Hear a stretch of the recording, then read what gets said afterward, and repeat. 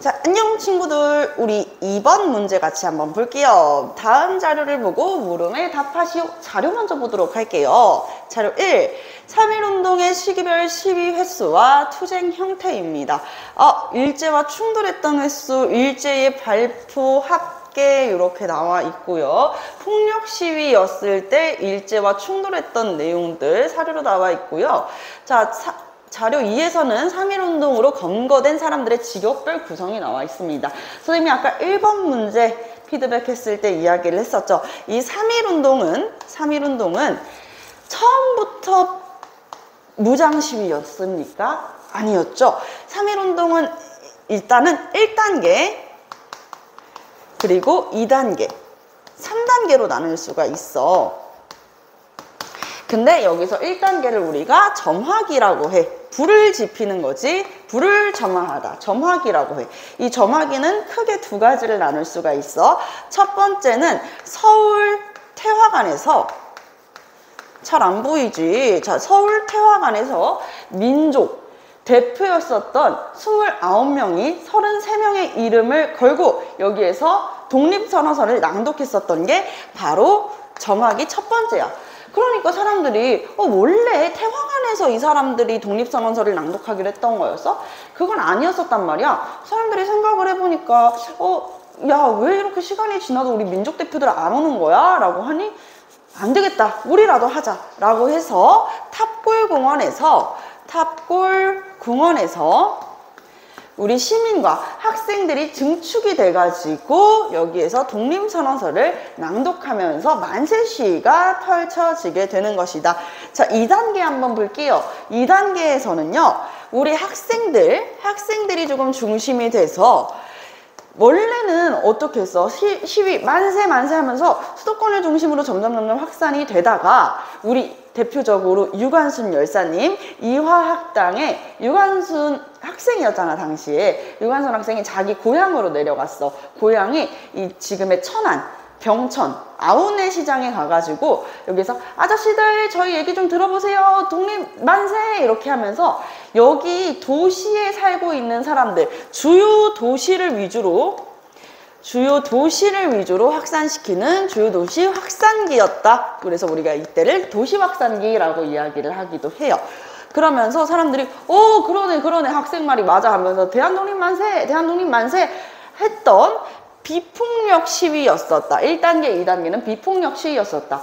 이 시위가 점점 지방으로 내려오게 되자 농촌으로도 확대가 되겠지. 그래서 우리가 마지막 3단계를 농촌 확산기라고 해요. 농촌 확산기 때부터는 이 사람들이 당한 게 너무 많은 거야. 1910년대 뭐 있었어? 토지조사령. 그치? 이때 토지를 기간 안에 신고하지 않으면 어떻게 했어? 다 뺏어갔잖아. 우리 농민들이 그때 다 신고했었겠냐고. 신고를 못했어. 그래서 이 농민들이 화가 잔뜩 난 거야. 야, 우리 토지 가져갔던 일본 놈들 가만 안 두겠어 하면서 괭이 들고 곡괭이 들고 일어날 수밖에 없었던 거죠. 이때부터는 농민들 위주로 확산이 되면서 이때 무기를 들고 일어나는 무력 시위, 무력 투쟁의 양상을 띠게 됐었다라는 이야기를 드렸었습니다. 농촌 확산기에서는 무력 시위였다, 폭력 시위로 약간 바뀌게 되었었다라는 이야기를 하다 보니 3.1운동으로 경거된 사람의 직업도 절반 이상이 뭐야 얘들아? 농민이었다는 것이죠. 이렇게 이해를 해볼 수가 있습니다. 마지막 자료 3입니다.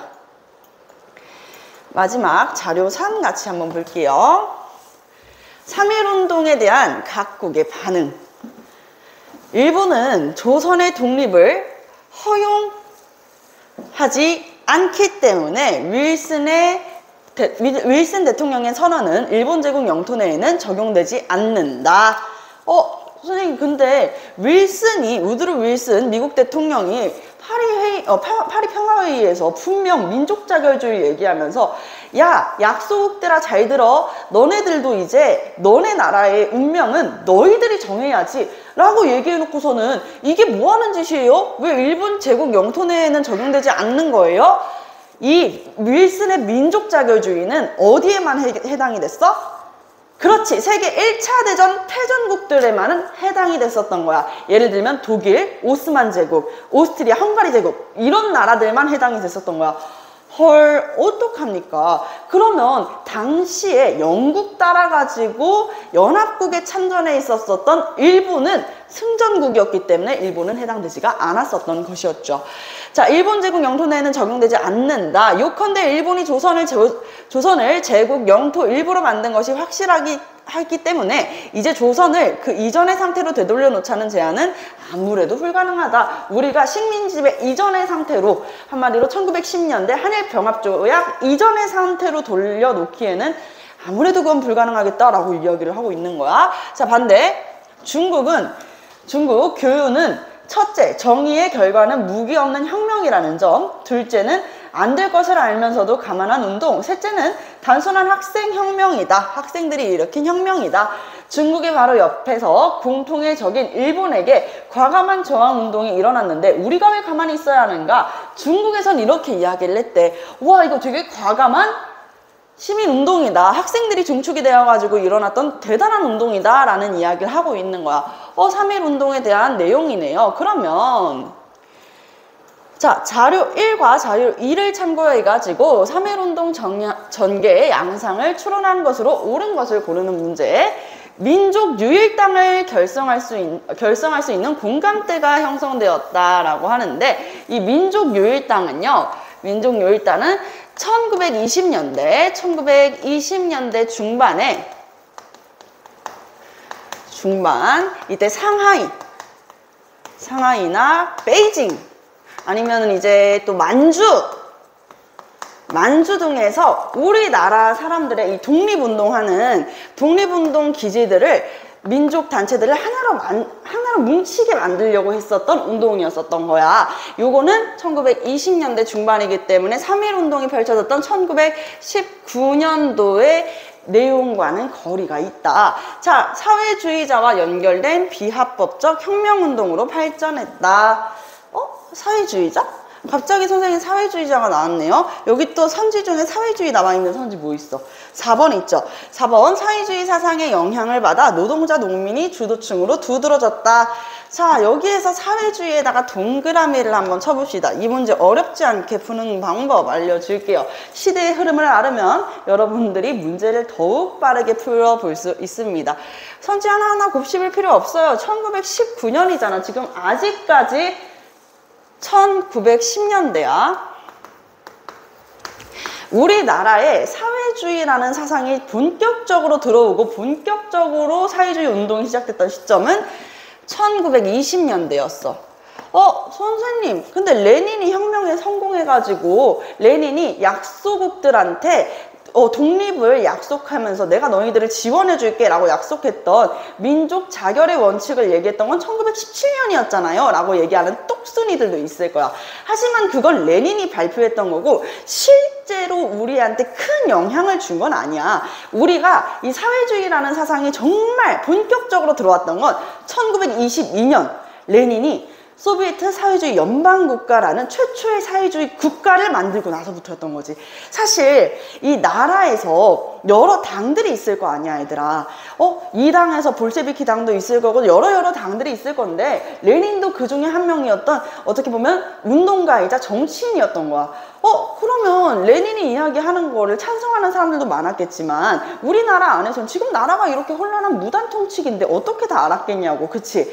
근데 최초의 사회주의 국가가 생겼다는 것은 비단 러시아, 소련뿐만 아니라 그 근처에 있는 전 세계적인 나라들에게 큰 충격을 주었었어. 우리도 그때부터 사회주의 운동을 하기 시작했던 거야. 그래서 이 사회주의자와 연결된 운동, 혁명운동, 여기에서도 노동자, 농민들이 주도층으로 두드러졌다는 것도 마찬가지로 이 사회주의 사상의 운동에 참여했다는 내용이겠지. 1920년대에 대한 내용이다. 그래서 이것도 두 개 다 땡땡이 되는 것이다. 1910년대 후반 이 3.1운동의 전개 양상으로 옳은 것을 고르는 문제이기 때문인 거야. 이해되시죠? 자, 선생님 그러면 왜 노동자랑 농민이에요? 사회주의라는 사상에서 가장 이 볼셰비키, 특히나 브나로드 운동, 브나로드 무슨 뜻이에요? 민중 속으로라는 거야. 우리 자본가가 더 많아요? 노동자가 더 많아요? 노동자가 훨씬 많아요. 사회주의라는 사상은 모든 사람이 다 노동자가 되어야 된다고 얘기해.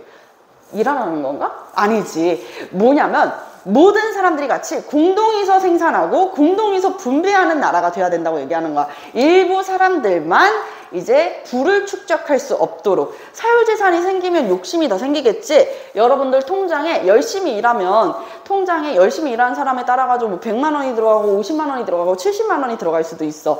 내 통장에 돈이 들어오는 걸 보면은 이걸로 1000만 원을 만들고 싶다, 5천만 원을 만들고 싶다, 1억을 만들고 싶다, 이런 욕심들이 생기잖아. 그치? 욕심이라고 할 수는 없는데 당연한 건데, 그렇기 때문에 사유재산을 부정했던 사상인 거야. 이게 사회주의 사상이고. 네? 사유재산을 부정한다고요? 그거는 조금 옳지 않은 것 같아요 라고 얘기하면서 사유재산을 부정하는 사회주의 운동을 못하도록 만들었던 치안유지법이 제정되었던 것도 마찬가지로 1920년대 25년이었다는 이야기입니다. 일본이 사실 얘네들 간토대지진이 일어나고 1923년에 간토대지진이 일어나고 일본 한마디로 얘네들은 천황이라고 부르잖아. 일왕의 명성이 바닥으로 추락된 거야. 야, 일왕께서 진짜 우리나라를 잘 보살펴 준다면 이런 대지진으로 많은 사람들이 죽는 일들은 없었겠지 라고 이야기를 했지만 그 뭐 말도 안 되는 얘기야? 일왕이 뭐 그러라고 했을까? 근데 조금 사상이 옛날 사상이잖아. 왕을 아직까지도 모시고 있잖아. 일왕에 대한 이 일왕제, 천황제를 계속 얘네들도 유지를 하고 싶어. 천황제를 유지할 겸사겸사 사회주의 운동을 막고자 치안유지법을 제정해 놓고, 너 일왕에 반대해? 엎드려. 너 뭐 사유재산 만드는 거 반대해? 엎드려. 라고 했었던 게 치안유지법이었었다는 거야. 알겠지? 1920년대에 사회주의와 관련이 되어 있다. 사회주의 운동을 확산시키지 못하게 하기 위해서 제정했던 법이었다. 그러면 지금 여기까지는 다 뭐야? 1번부터 2번, 3번, 4번까지는 1920년대에 대한 얘기죠? 자, 그럼 5번 볼게요. 5번은요. 평화적 만세 시위에서 무력 투쟁에 이르기까지 다양한 형태로 전개되었다. 평화적 만세 시위 점화기에서 도시 확산기, 그리고 무력 투쟁은 농촌 확산기까지 요렇게 맞죠? 요거 3.1운동에 대한 두드러지는 사실이죠. 그래서 5번을 정해볼 수가 있는 것입니다. 아이고, 문제가 참 길었습니다. 그죠? 조금만 더 힘내보도록 할게요. 문제가 살짝 잘려 있어요. 요거는 3번 자료 1부터 3을 참고하여 3.1운동의 영향에 대해 설명한 것으로 옳은 것을 보기에서 고르시오 라고 하고 있네요. 자, 보기 기억부터 한번 볼게. 중국의 5.4운동 등 아시아 각국 민족운동에 큰 영향을 주었다. 그렇지, 5.4운동이 언제 일어났어요? 1919년 5월 4일에 일어났었단 말이야. 우리나라 3.1운동은 3월 1일 날에 일어났었지. 아까 선생님이 이번 문제 자료 3번에서도 이 중국 그 기사 내용을 보면서 얘기해줬지. 지금 3.1운동 1910년대 후반에 일어가지고는 이제 중국에서도 마찬가지고 우리나라에서도 마찬가지고 공동의 적이 뭐야? 일본인 거야. 그래서 일본에 대항하는 학생들이 중축이 되어가지고 처음에는 만세 시위, 민족의 정신을 알리는 만세 시위를 시작했다? 야, 이거 우리도 해야 되지 않겠냐? 우리가 인구가 더 많은데 참 저 나라 대단한 나라다. 저렇게 할 수가 있네. 저렇게 결합이 될 수 있네. 결집력이 있네. 라고 하면서 우리 3.1운동의 영향을 받아 중국에서도 일본에 야, 너 저리 가! 이렇게 하면서 우리는 중국이다! 이렇게 하는 5.4운동이 학생들이 중심이 되어가지고 시행이 됐었다. 그러면 기억은 정답이네요. 그쵸? 기억은 5.4운동에 대한 내용이니까 정답이고, 또 옳은 게 있나? 나머지 선지도 한번 봐보도록 할게요.